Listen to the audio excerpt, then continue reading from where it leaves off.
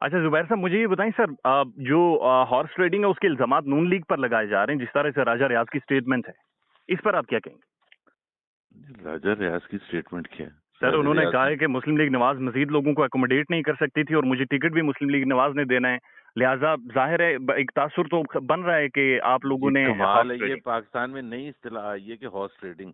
जब जी। 2018 से पहले हम्म। इतने लोग ज्वाइन कर रहे थे पीटीआई को, तो हाँ। उसको हॉर्स ट्रेडिंग कहते थे कि जी अगर आप अगले इलेक्शन में पीटीआई का टिकट देने का वो जब वेलकम करते थे हम्म। बड़े बड़े लोग, जिस तरह खुसरो बख्तियार है, जी। खुसरो बख्तियार को किस लिए, मतलब ये अगर कहा गया था कि जी आपको टिकट नहीं देंगे, या उस्मान बुज़दार ने जब ज्वाइन किया था तो उसको कहा गया था कि टिकट नहीं देंगे, ये शाह महमूद कुरैशी, जहांगीर तरीन, एक कितनी लंबी फहरिस्त है।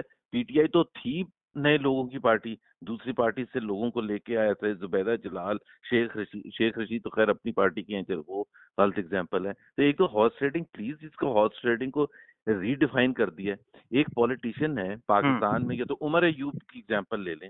जी। उमर अयूब 2008 में साइकिल के निशान पर लड़े, जी। 2013 में शेर के निशान पर लड़े, 2018 में पीटीआई ज्वाइन की उन्होंने। बल्ले के निशान पर लड़े। जी। तो कभी कहा इमरान खान ने लेकिन कि सर ये आपका हॉर्स राइडिंग तारीखी हो गई? एक जुबैर साहब ये चीज तो मानेंगे, तारीखी पस मंजर तो है मुस्लिम लीग नवाज का। अगर चांगा मांगा की पॉलिटिक्स देखें लेटर ऑन, जो भी पॉलिटिकल मनोवरिंग्स हुई हैं इस तरह की, वो मुस्लिम लीग नवाज के खाते में जाती हैं, इसलिए ये नहीं, तासुर बहुत कैसे ज्यादा। जाती है? हाँ। बिल्कुल गलत है ना। मैं आप स्टैटिस्टिक्स देखें ना, जी। आप 2018 का भी सबसे रिसेंट इलेक्शन है ना, जी। 50% जो कैंडिडेट्स थे पीटीआई के, हम्म। 50% वो हम्म। दूसरी पार्टी से लिए गए थे लास्ट 6 मंथ्स में, leading up to the 2018 election. जी। और पीएमएलएन में देख लें कितने को, 2 या 3% होंगे।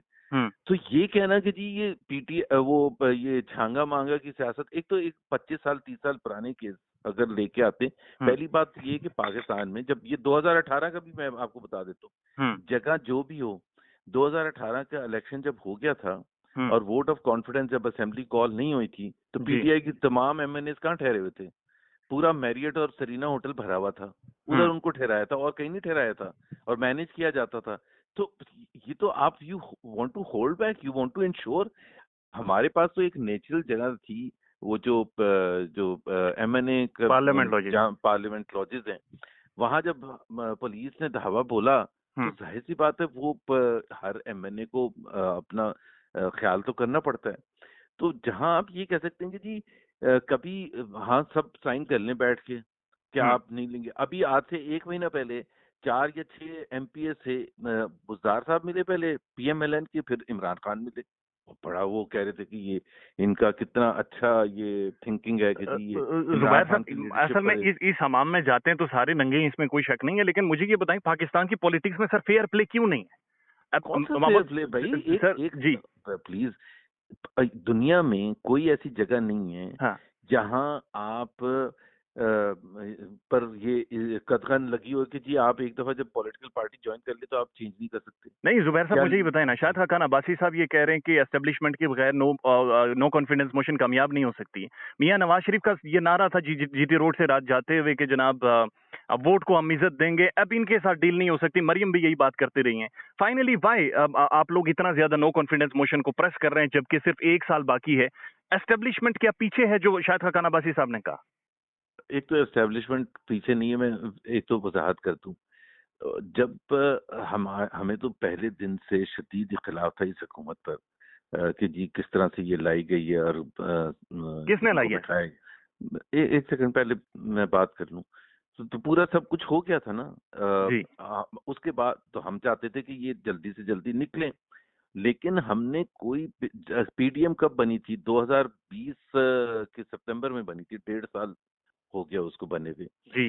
फिर उसमें जो भी पीडीएम में हुआ, हमारी मूवमेंट शुरू हुई, उस दिन से लेके या पहले दिन से ले लें आज हम्म। तक, पिछले 3.25 4 साल में एक हमने कोई गमला भी तोड़ा है इसको, हम्म। हुकूमत को निकालने के लिए? इससे ज्यादा अच्छा सियासी तरीकेकार किसी सिटिंग गवर्नमेंट के खिलाफ उसको हटाने के लिए कभी आज तक पाकिस्तान की तारीख में नहीं सर जी इस्तेमाल हुआ। एतजाज ये एहसन ये चीज कह रहा है कि आप लोगों ने बिलियंस ऑफ रुपीस बांटे हैं, आप कह रहे गमला नहीं तोड़ा। पहले तो नो कॉन्फिडेंस मोशन जो है पाकिस्तान के आइन में मौजूद है ना। जी वो मौजूद है। और दूसरी बात आपने खुद जिक्र कर दिया था राजा रियाज को, पहली दफा ये पैसों की बात कर रहा हूं मैं, आप जी। जो आप पूछ रहे हैं बिलियंस ऑफ रुपीज, राजा रियाज पिछले 2 साल से मुतहर्रिक नहीं था अपनी पार्टी के खिलाफ? क्या जहांगीर तरीन ग्रुप पिछले जहांगीर खान तरीन एक ग्रुप जब से हाँ, तो बाहर आया था तब। जहांगीर राजा रियाज उसके सबसे सरकर्दा रहनुमा थे। हम्म। कभी भी मीटिंग होती थी, कभी भी कोर्ट जाते थे जहांगीर तरीन, तो 30-35 एमएनए और एमपीएस थे, वो कौन थे? हम्म। वो उनको कोई नून लीग ने कहा था कि आप जहांगीर तरीन के पीछे लग जाएं?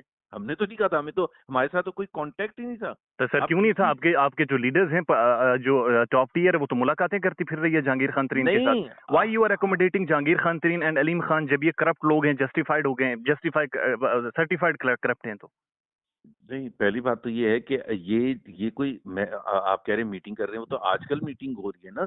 मैं आपको कह रहा हूँ सर जब वंस जहांगीर करप्ट तरीन इज ने, ऑलवेज अ जुबैर साहब करप्ट। नहीं करप्ट नहीं, आपके सवाल मिक्स होते हैं। पहले आपने कहा कि मीटिंग कर रहे हैं, मैं उसका जवाब देता हूँ। जी 1.5-2 साल से जहांगीर तरीन की रिजर्वेशन थी अपनी पार्टी लीडरशिप के साथ। जी। वो बिल्कुल उनकी अपनी पर्सनल थी, जो भी वजूहात तो एक अलग चीज है। उनके साथ और भी एमएनए और एमपीएस ज्वाइन करते रहे, और मुख्तलिफ औकात में भरपूर अंदाज में उन एमएनए और एमपीएस ने शोर भी मचाया। उसके अलावा जो जहांगीर तरीन ग्रुप में नहीं थे, like for example Noor Alam ने तो आज से 6 महीने पहले असेंबली में बैठ के कहा था कि आगे की 3 रोज में जितने जो भी बैठते हैं इनको ईसीएल पर डालते हैं, पाकिस्तान के मसाइल हल हो जाएं।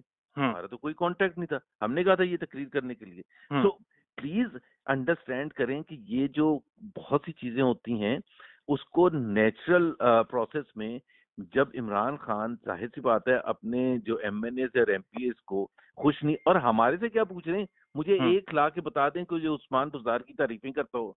जब आप उस्मान बुज़दार और महमूद खान जैसे लोगों को बिठाएंगे और उनसे एक्सपेक्ट करेंगे कि जी वो लोग कमिटेड भी रहेंगे, उनके पीछे भी। शेख रशीद क्या कहते हैं? शेख रशीद ने कहा कि सरिया है, क्यों नहीं जाके बात करते, क्यों नहीं फैसले करते, मुश्किल फैसले करते। There is not a single person. आप खुद ईमान से बताएं कि आज से 5 साल के बाद कोई मुड़ के कह सकेगा कि Usman Buzdar was the best choice for Imran Khan? मजाक हो रहा है इस कंट्री के खिलाफ? तो नहीं, जाहिर सी बात है लोग वो तो होंगे। लेकिन जुबैर साहब चले, उस्मान बुज़दार के ऊपर रिजर्वेशन पूरी कौम की हैं, साफियों की हैं, जी सारी इंटेलेक्चुअल बरादरी की, नो डाउट इन दिस। लेकिन आप मुझे सर ये चीज बताएं, आपकी पार्टी तकरीबन 3 बार इक़्तिदार में रही है और आप बहुत तीनों ज्यादा दफा पॉलिटिक्स, निकाला गया है ना। सर आप लोगों ने भी बहुतों को निकाला है। 90 की क्या सारी निकाला है? पॉलिटिक्स देखें तो सर आज तो आपके ऊपर वैसे बड़े मैं इल्जाम आता खबर तो शेयर सबसे पहले आपके थ्रू सबको पता चल गया। अब तो ब्रॉडशीट के क्या कहा है उन्होंने, मतलब कि जी। जी हम तो अपोलोजाइज किए हम्म। कि 20 साल की इन्वेस्टिगेशन के बाद नवाज शरीफ को एक भी पैसे के करप्शन नहीं निकली है। अब इसी वजह से अकामे पर, हम क्या कहते थे, अकामे पर क्यों सजा देते?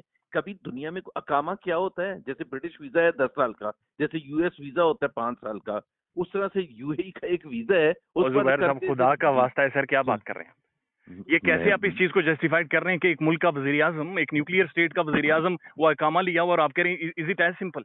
मैं बता देता हूँ प्लीज, आपने कभी समझा ही नहीं है ना सोचा। आप प्लीज इमरान खान की लाइन को छोड़ दे 2 मिनट के लिए। सर जी कौन सी इमरान खान की सुन लाइन है इस लें, पर्टिकुलर सवाल मैं पे? बता देता हूँ ना सर, मैं बता देता हूँ, मेरी बात तो सुन लें।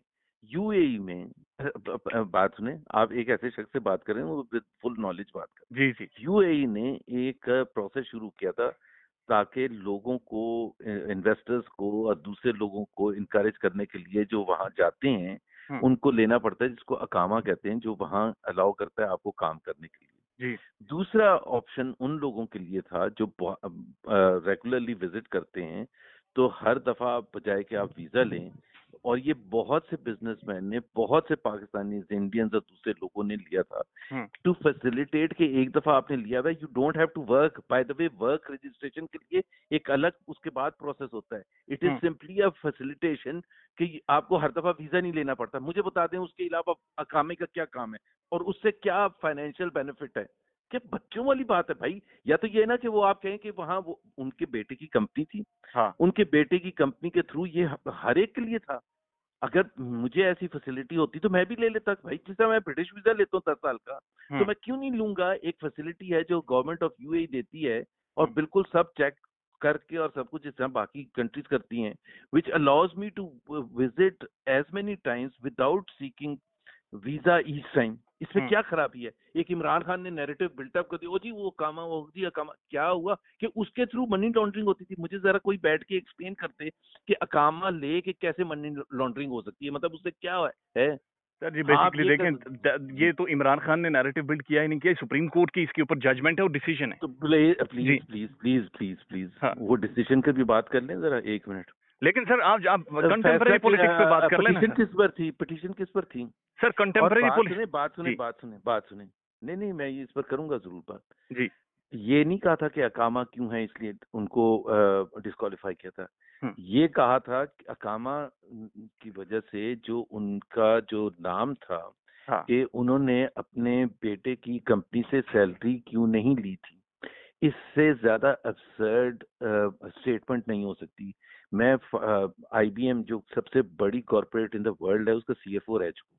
नो मैं डाउट। चैलेंज करता हूँ, मैं चैलेंज करता हूँ, एक अकाउंटेंट, एक फाइनेंशियल एक्सपर्ट इस बेसिस पर अपने अकाउंटेंट को ट्रांसफर नहीं करेगा, उसका इंक्रीमेंट नहीं रोकेगा, या इन्होंने उठा के उसको डिस्क्वालीफाई कर दिया फॉर लाइफ। भाई किस लिए? आप पाकिस्तान में आप भी, बाशमूल आप, बाशमूल मैं, बाशमूल तमाम वो बड़े बड़े लॉयर्स जो सुप्रीम कोर्ट में पेश होते हैं, वो अपनी जो टैक्स रिटर्न है वो कैश के बेसिस पर करते हैं। जब उनको कोई रिसीवेबल होते हैं इंडिविजुअल्स का, पाकिस्तानी लॉ के हिसाब से कैश पर होता है, कंपनीज का एक्रूअल पर होता है।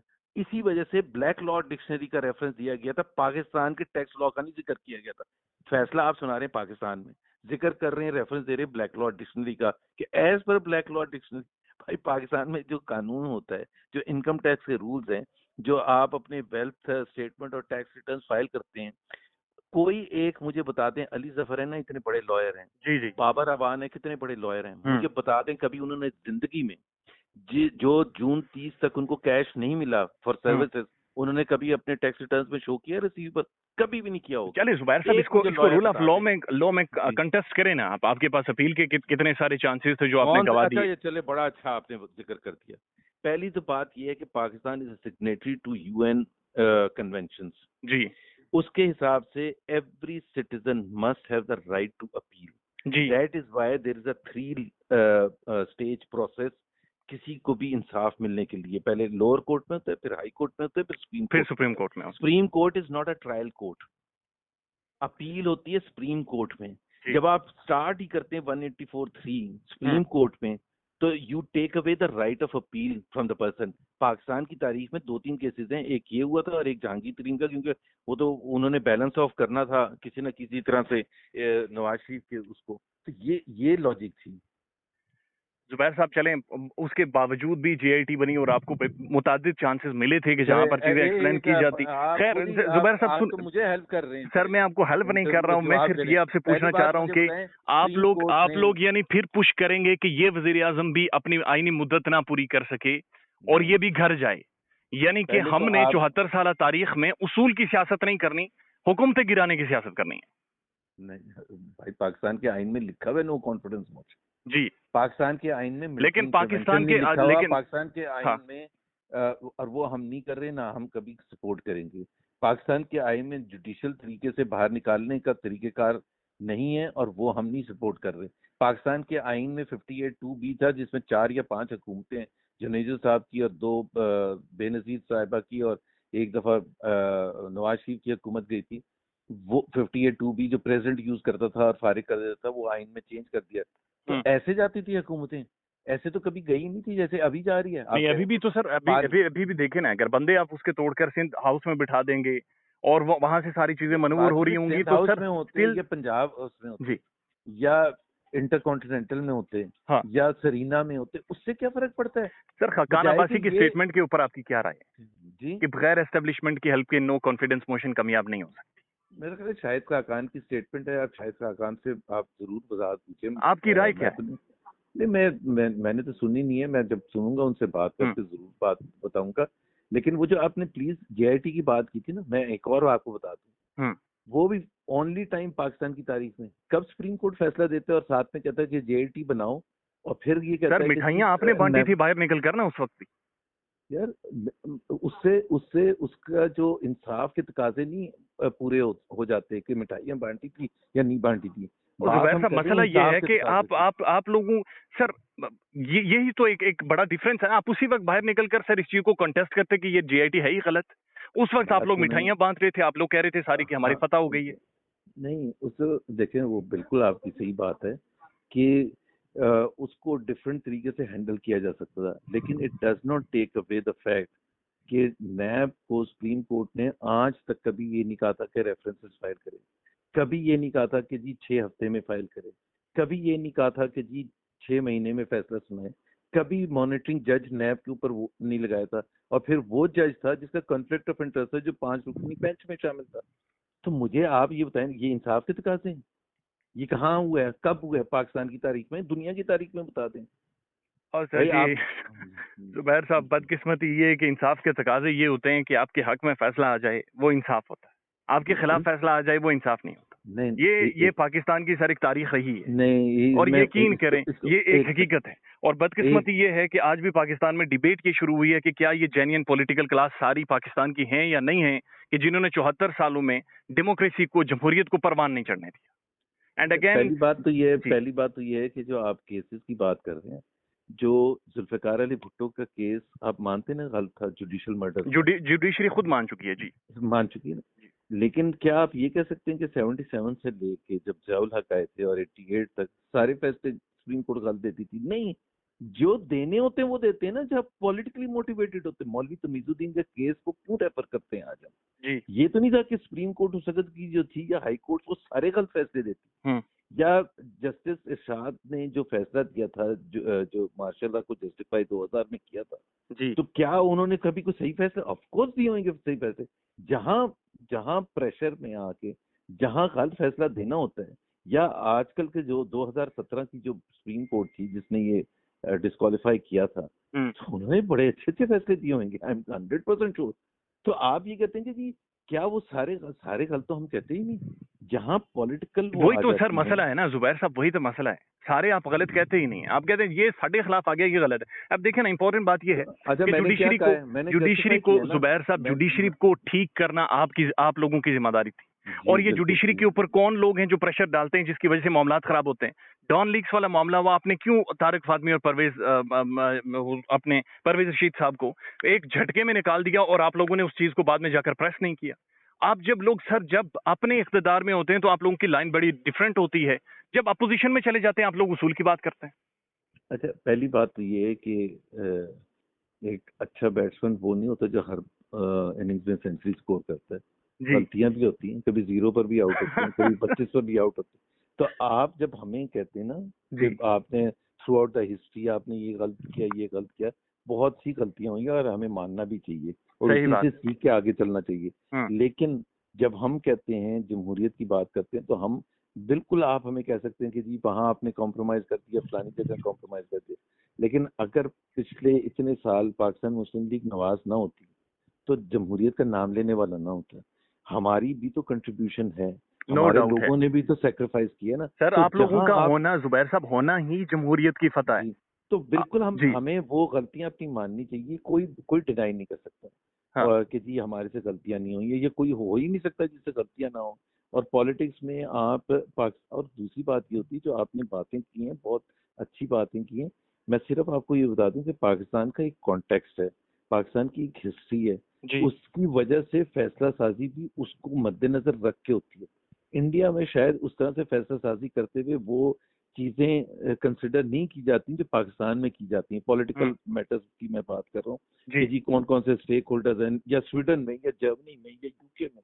पाकिस्तान के हालात मुख्तलिफ हैं, स्टेक होल्डर्स मुख्तलिफ हैं, हिस्ट्री मुख्तलिफ है। तो आपकी जब भी फैसला साजी होती है ना, तो उसमें फिर कई दफा आप लड़खड़ा भी जाते हैं और कई दफा गलती भी कर जाते हैं। यार तुझे बहुत बार लड़खड़ाए हो जुबैर साहब। एनीवे, बहुत दफा नहीं, आपके मैंने 8 से 10 मिनट लेने थे लेकिन ज्यादा टाइम ले लिया। आपका बेहद शुक्रिया, थैंक यू सो मच। अपना ख्याल रखिए, अल्लाह हाफिज़।